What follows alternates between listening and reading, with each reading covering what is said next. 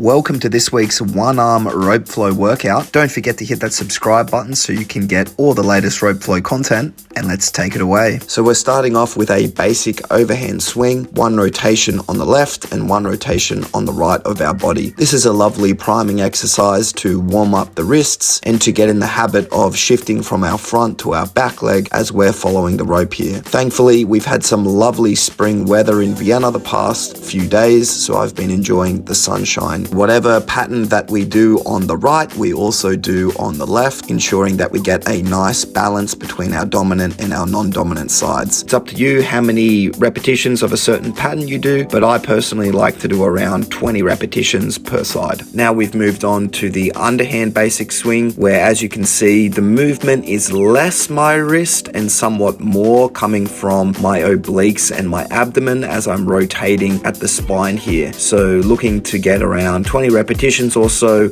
warming up that spinal rotation. We're wanting the rope to be nice and vertical, as you can see it is here.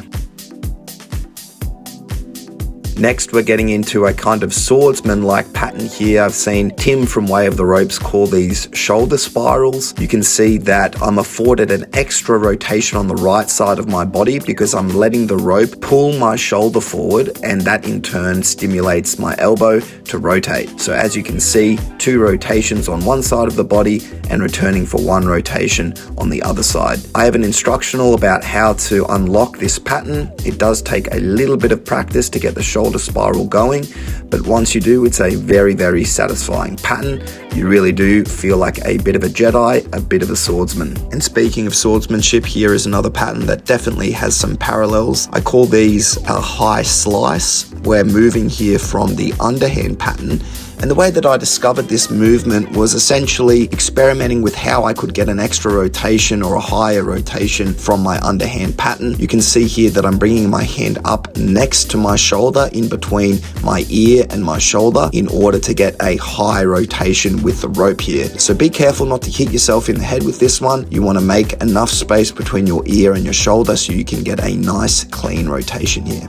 Now we're working on chopping like motions from the overhand. This is also the position from which you can throw and practice really nice throwing movements with the rope, but you can see here that I'm prioritizing more of a downward motion rather than a forward motion with my hand, which would preference the throw. And I'm also coming back on the other side to whip the rope down as well, ensuring that there's space between my shoulder and my ear for me to do so.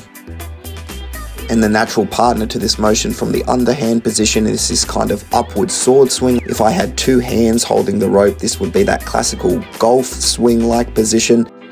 You can see here that I'm really needing to bend and weight shift effectively in order for the rope to pass nice and smoothly between my ear and my shoulder here.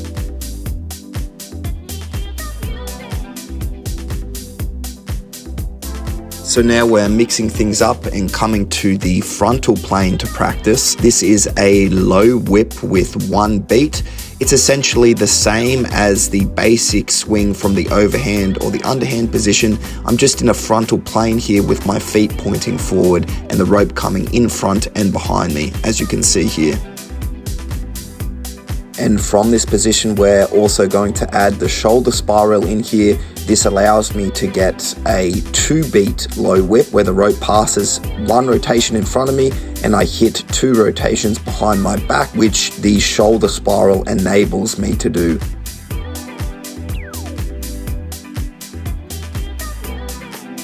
So again, if you want to practice the shoulder spiral, I have an instructional on this. A little tricky to learn at first, but very satisfying.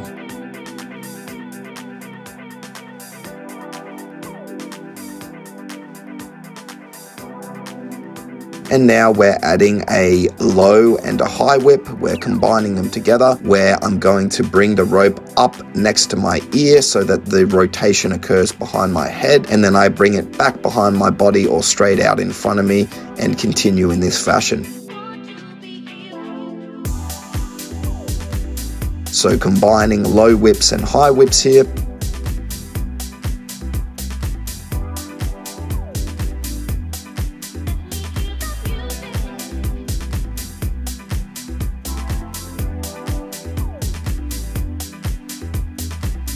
And now we're doing a kind of steel mace-like pattern. If you've seen people practicing with the steel mace, this is a classical position that they hit there, where I'm bringing the rope up and around my head with two hands holding the rope. I also call this move the Sword of Aragon because it reminds me of Aragon holding his sword up in the air, and Lord of the Rings is just bloody amazing, so why not? This is really nice, working your obliques and your abdominals. You can feel your abs stretching. It's very, very gratifying. And now, instead of using two hands, we're just doing a pass off behind our back. So it's the exact same motion. I'm just letting go of one hand and coming up and around the back with the other hand. So one hand is taking the rope away from my body, and the other hand, as it catches it, is bringing the rope back in towards my body.